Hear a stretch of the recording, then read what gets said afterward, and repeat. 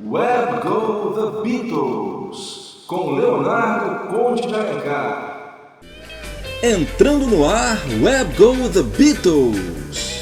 Vamos ter um especial de aniversário de George Harrison, comemorando os 45 anos de lançamento de sua obra-prima, All Things Must Pass.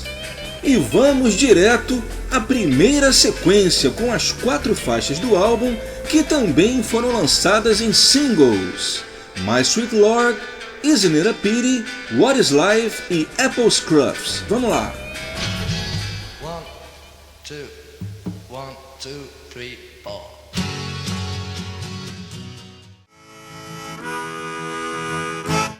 That was a different one. Keep going though, I'll just do one more. E essa foi a primeira sequência do Where Go The Beatles especial George Harrison, All Things Must Pass 45 anos. Nós ouvimos as 4 faixas que foram lançadas também em compactos. Começamos com o grande carro-chefe do álbum e que se tornaria também o maior sucesso da carreira solo do George, My Sweet Lord. My Sweet Lord inicialmente foi dada ao Billy Preston, cuja gravação foi produzida pelo próprio George um pouco antes do início das sessões do All Things Must Pass.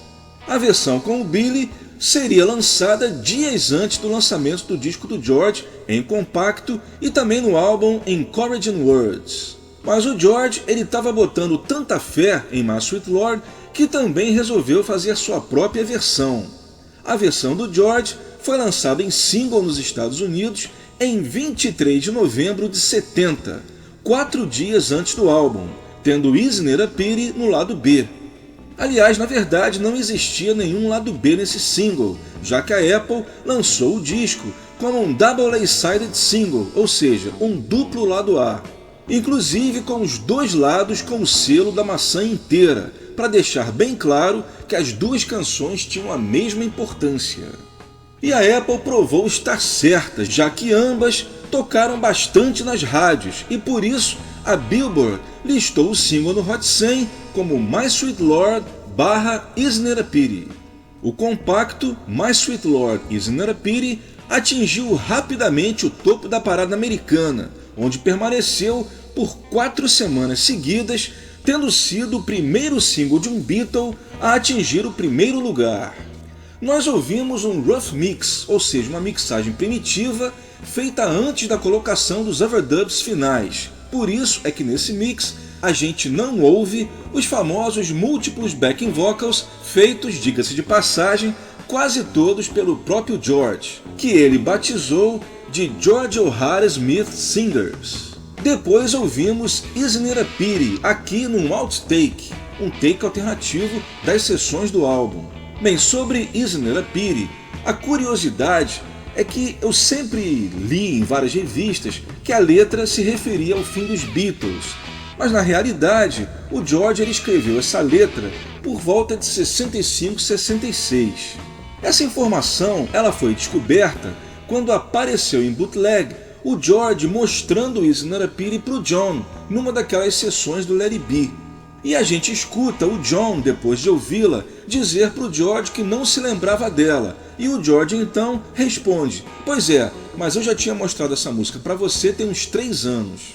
O fato é que, coincidentemente, mesmo que a letra não tenha sido escrita para os Beatles, ela acabou caindo como uma luva para o período em que o George se encontrava, pois a canção ela fala justamente sobre um rompimento conturbado e cheio de ressentimentos. E o George, percebendo essa coincidência, ele acabou adicionando uma citação bem clara a Hey Jude na parte final da música.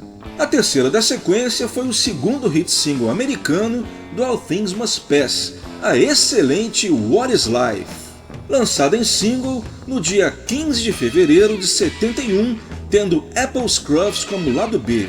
E a What Is Life também fez bonito nas paradas, ela chegou ao top 10 tanto na Billboard, onde atingiu o 10º lugar, como na Cashbox, onde foi até melhor, chegando ao número 7. Um detalhe, na Inglaterra, a Apple preferiu lançar apenas um single, juntando My Sweet Lord com What Is Life. Esse single em inglês com certeza uma das melhores combinações de todos os tempos, também chegou ao primeiro lugar, onde ficou por 5 semanas. De What Is Life, eu toquei para vocês um mix alternativo que tem a presença de um oboé, que acabaria sendo omitido na mixagem final do single e do LP. E de Apple Scruffs, uma música que o George fez para aquelas fãs que passavam o dia inteiro na porta da Apple esperando os Beatles, a gente ouviu um take alternativo das sessões do álbum. E nesse take, o interessante é que no início ele faz uma menção a uma música do Bob Dylan, que é Mama You've Been On My Mind, né? Ele toca uns trechos, ele dedilha um trecho dessa música antes de começar a Apple Scruffs. E nessa música também o George aparece, né, uma raridade tocando gaita, que ele aparece também em If Not For You nesse mesmo álbum. All Things Must Pass foi lançado nos Estados Unidos em 27 de novembro de 1970. Para total surpresa do George, All Things Must Pass acabaria sendo um sucesso absoluto em todo o planeta, tendo chegado ao primeiro lugar em praticamente todos os países onde foi lançado, incluindo Estados Unidos e Inglaterra, permanecendo no topo por várias semanas seguidas. Na Inglaterra, inclusive, aconteceu um fato bastante curioso. Eu que gosto muito de ler sobre paradas de sucesso como Billboard, Cashbox, Record Retailer, tenho vários livros sobre isso especializados nesse tipo de matéria. Eu nunca vi isso acontecer em nenhuma outra ocasião. O que aconteceu foi que na Inglaterra, o All Things Must Pass, na época em que foi lançado, ele atingiu somente entre aspas, né, como eu sempre digo, ele atingiu somente o 4º lugar na parada oficial do Record Retailer. Mas em 2006, os responsáveis pela parada, eles descobriram alguns documentos arquivados que provavam que All Things Must Pass tinha, na realidade, sido o primeiro lugar na Inglaterra. E eles descobriram também que ele tinha sido não somente o primeiro lugar, como também ele tinha permanecido no topo durante 8 semanas seguidas. Segundo eles, a explicação que eles deram foi que isso aconteceu por causa de uma paralisação que houve nos Correios e que impediu a publicação de receber algumas informações adicionais dos lojistas sobre as vendas daquele período. Mas por justiça, eles tiveram acesso a esses documentos e 36 anos depois puderam dar ao All Things Must Pass mais esse status de number one também na Inglaterra. Outro fato curioso para a gente comentar aqui sobre All Things Must Pass é que, apesar da maioria pensar que o disco é um álbum triplo, na verdade ele é um álbum duplo, já que o terceiro disco, o Apple Jam, era um LP bônus, ou seja, ele não era cobrado. O álbum, a caixa, era vendido na época pelo preço de um álbum duplo. O George achou as Jam Sessions tão legais que ele teve a ideia de lançá-las, mas ao mesmo tempo ele sabia que não seria justo que os fãs pagassem por meros ensaios, que não eram propriamente músicas. Então ele teve a ideia de dá-lo de graça, um presente ao fã, e que ficaria dentro do box All Things Must Pass. O problema é que, com o passar dos anos, a maioria dos lojistas, mesmo que comprassem o álbum da gravadora pelo preço de tabela de LP duplo, eles vendiam aos consumidores a preço de triplo. Eu mesmo lembro bem que quando comprei meu primeiro All Things Must Pass em LP, eu paguei o preço de 3 discos. E quando o álbum saiu em CD pela primeira vez, aí houve um outro equívoco. O pessoal da EMI, responsável pelo relançamento, certamente não devia conhecer o álbum e separou o LP em 2 CDs, mas de uma forma errada. O correto seria, obviamente, colocar os 4 lados do All Things Must Pass no primeiro CD, e pode crer que cabe, porque eu fiz isso, eu gravei o All Things Must Pass no mesmo CD, e deixar o Apple Jam separado no segundo CD. Mas infelizmente eles não fizeram isso, e acabaram então mexendo no conceito original do álbum. Na reedição de 2001, essa sim produzida pelo próprio George, a separação já foi feita de um modo mais inteligente. Ele colocou os 2 LPs, cada um em um CD, e completou cada um deles com bonus tracks. O CD1 trouxe faixas inéditas, entre elas a My Sweet Lord versão 2000, e o CD2 trouxe como bônus a Apple Jam. O mega sucesso do All Things Must Pass foi importantíssimo para consolidar o George como cantor e compositor solo, já que o seu disco, mesmo custando quase o dobro, vendeu bem mais que os discos solo do John e do Paul de 70. Partindo agora para a segunda sequência do nosso especial de aniversário de George Harrison. E nessa segunda sequência a gente começa com uma das músicas mais bonitas que o George compôs para o All Things Must Pass, mas que acabou não sendo selecionada para sair no produto final.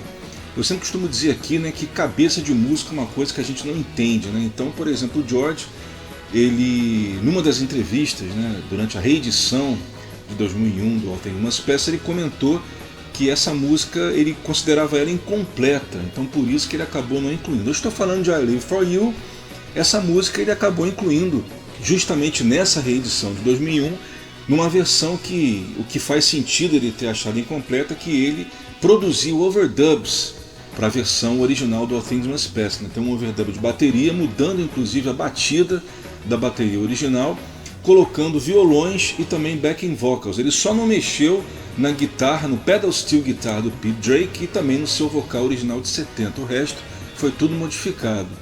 Mas o fato é que nós fãs que ouvimos a versão original de I Live For You, a gente não vê problema nenhum, né? Inclusive ela tem até o mesmo clima de algumas músicas do disco, como If Not For You e Behind the Locked Door, que eu até vou tocar nessa mesma sequência. Bem, eu vou tocar então um outtake, um take alternativo, que não é o mesmo take que o George utilizou para fazer a versão da reedição de 2001 do All Things Must Pass. É um outtake que também é praticamente completo, porque tem um vocal em que o George canta a letra toda, não só um vocal guia, e também tem a presença do pedal steel guitar do Pete Drake. Em seguida vamos com uma música de Bob Dylan que o George adorava, que é If Not For You. Essa música, a primeira vez que o George a executou foi em maio de 70, quando ele se reuniu nos estúdios do Bob Dylan para fazer algumas gravações e eles tocaram essa música, If Not For You. Mas só que ela acabou não saindo nessa época. O Bob Dylan então a refez com outro arranjo e lançou no álbum New Morning, um pouco antes de sair o All Things Must Pass. E esse arranjo que o George criou para a sua versão de If Not For You, ele é bem parecido com um primeiro arranjo que o Bob Dylan tinha gravado a música com a participação do George.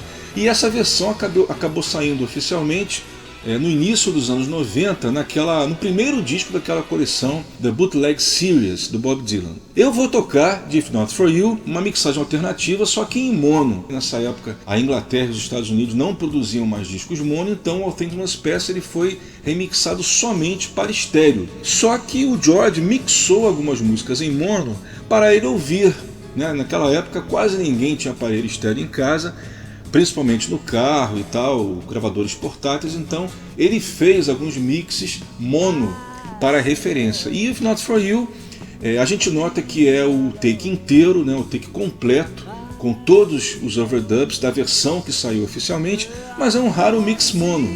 E o detalhe é que ele não é apenas um que a gente chama de falso mono, né, um mono fold down, ou seja, o mono que é estéreo juntado, como saiu, por exemplo, na versão brasileira.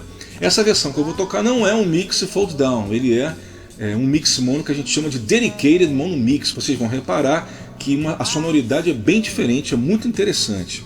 Bem, a terceira, como eu falei, será Behind the Locked Door, uma música que o George compôs para o Bob Dylan, porque, segundo o George, era uma época que o Bob Dylan ele costumava ficar muito recluso, e essa música é uma mensagem que ele manda para o amigo pedindo que ele saia de casa e que contemple o mundo que existe em sua volta. E dessa música a gente vai ouvir também um take alternativo.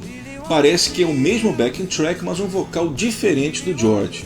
E para terminar a segunda sequência, All Things Must Pass, a música título do álbum, também num take alternativo das mesmas sessões. Lembrando que as gravações do All Things Must Pass elas foram de maio a agosto de 70. Então vamos lá, começando a segunda sequência com I Live For You. 1, 2, 3, 4.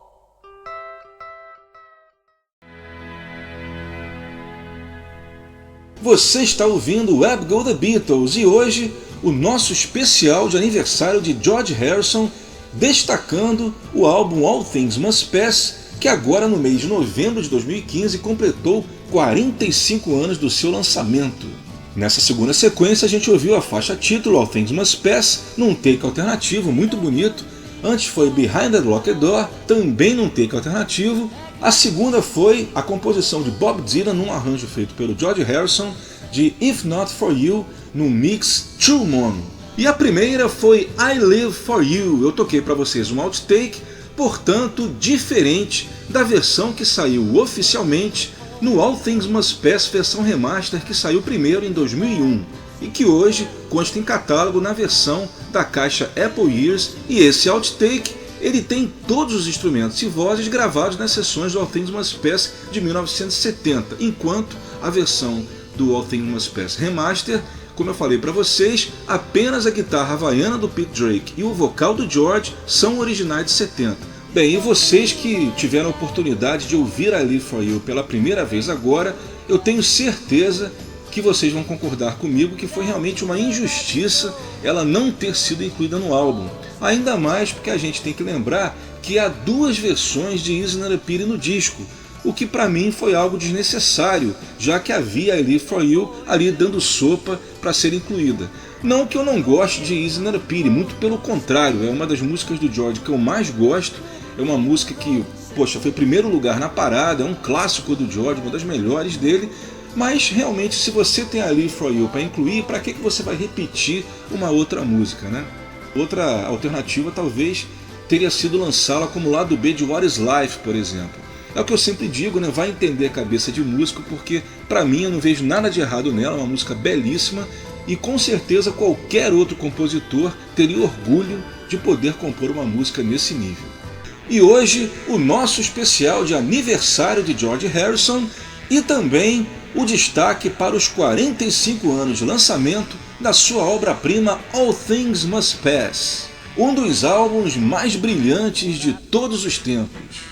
E nessa sequência, a gente vai tocar outra música inédita que o George chegou a cogitar para gravar no All Things Must Pass, mas que acabou não selecionando. Essa música, ao contrário de I Live For You, ela não chegou a ser gravada nas sessões. O George a tocou numa versão voz e violão, num demo, né, para o Phil Spector no primeiro dia das sessões, que foi no dia 27 de maio de 70. Nesse dia o George fez uma seleção de músicas para apresentar para o Phil Spector e ali eles foram selecionando as músicas e a Window Window, que é a música que a gente vai tocar, acabou não entrando no álbum. Bem, Window Window não era uma música nova. A primeira vez que ele tocou essa música, que pelo menos que existe em gravação, é de janeiro de 69 nas sessões do Let It Be, que ele toca para os outros Beatles ouvirem, e ele já estava com a letra toda conforme a gente vai ouvir nessa versão. E também, assim como I Live For You, Window Window é uma música que merecia ter sido gravada propriamente nas sessões do álbum, né? Pelo menos poderia ter saído como lado B, mas voltando a falar aquilo que a gente falou em I Live For You, o critério do George, realmente, os Beatles, né? O critério deles era lá em cima, e que para um Beatle era considerado uma música não aproveitável, vamos dizer assim, para qualquer outro compositor seria um grande lado A. E a gente vai ouvir justamente essa versão, voz e violão, o demo de Window Window, gravado no início das sessões do All Things Must Pass. A segunda será uma das minhas favoritas do disco, que é Run of the Mill, uma música que o George compôs falando sobre o período da separação dos Beatles, seu casamento naufragando e todo aquele período conturbado que estava acontecendo. E o grande tema da música é justamente a perda das amizades, por que as amizades acabam. A terceira será um dos grandes carros-chefe do disco, uma das músicas que acabaria se tornando um dos grandes highlights, né, do All Things Must Pass, que é Ballad of Sir Frank Crisp, mais conhecida pelo subtítulo Let It Roll. Essa música ela foi inspirada em frases que o George achou na sua mansão, né, no Friar Park, frases essas escritas por Frank Crisp, que era o primeiro morador, o que construiu o Friar Park. Então o George ele era meio assim fascinado por essas inscrições e ele aproveitou algumas delas em algumas de suas músicas, como por exemplo também The Answers at the End, que saiu no Extra Texture. E para terminar a sequência, a colaboração do George com seu grande amigo Bob Dylan e a música que abre o álbum, I'd Have You Anytime, música que os dois compuseram em 68 na casa do Bob Dylan em Woodstock. Nós vamos ouvir um take alternativo muito parecido com a versão que saiu oficialmente e que foi lançado no CD e no LP Early Takes Volume 1, que é a trilha sonora do documentário do Martin Scorsese Living in the Material World. Vamos lá, começando com Window Window.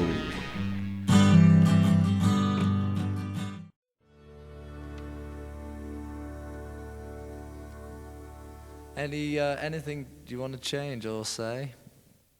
Uma das canções mais bonitas da carreira do George, I'd Have You Anytime, um excelente take alternativo das sessões do All Things Must Pass. Você percebe aí que a música está praticamente completa porque ela tem o mesmo arranjo e é muito parecida com o take que acabaria saindo no master.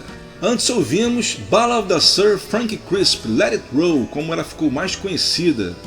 A música que George compôs baseado em inscrições de Sir Frank Crisp, o primeiro morador da sua mansão, né, da sua propriedade, né, vamos dizer assim, o Friar Park. A segunda foi Run of the Mill, música que George compôs falando sobre as brigas entre os Beatles. E começamos com a inédita, mas não menos bonita, Window Window.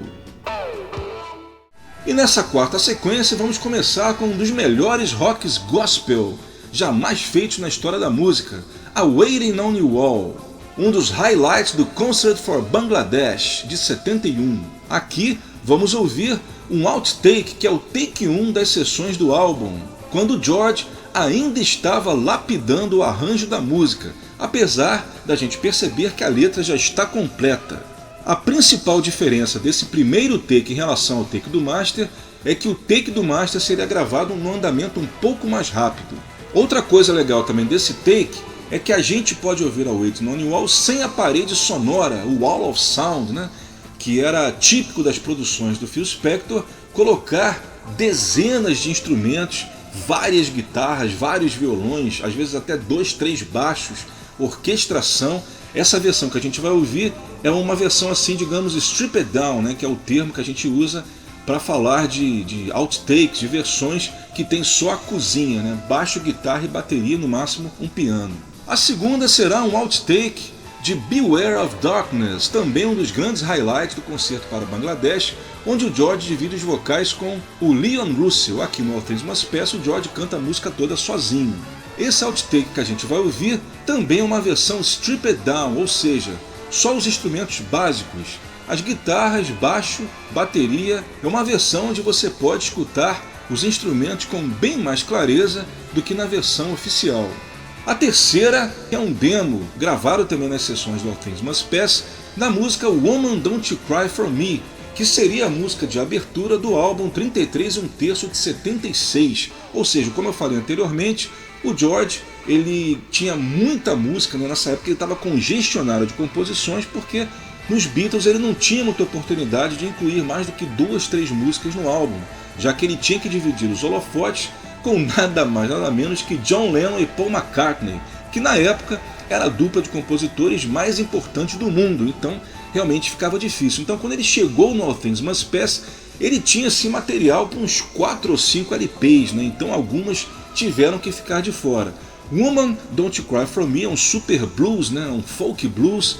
Ele acabou não selecionando para o All Things Must Pass, mas depois ele a revisitou para o álbum 33 1/3 e ele ainda escolheu para a música de abertura. A gente vai ouvir então esse demo que ele mostrou a Phil Spector no início das sessões do All Things. E para fechar a sequência e também a nossa homenagem à obra-prima All Things Must Pass, a gente não poderia deixar de tocar a versão do single, né? A versão clássica de My Sweet Lord, com tudo que a gente tem direito, a produção de Phil Spector, a parede sonora, o George O'Hara Smith Singers, aqueles múltiplos vocais, vários violões, inclusive um do Peter Frampton, o solo inesquecível de guitarra do George, ou seja, não só um dos clássicos do George, mas uma das grandes obras-primas de toda a história da música. E para começar, o rock gospel, como só o George sabia fazer, a Waiting on You All. If you like, yeah. A waiting for you all. A Waiting for You All, take 1. 1, 2, 1, 2, 3, 4.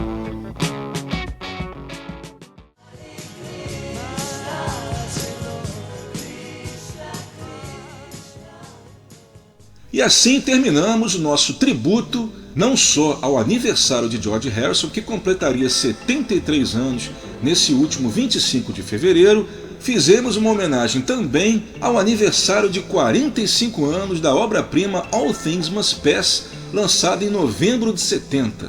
Nós ouvimos a versão oficial de My Sweet Lord, que saiu em single e também no álbum.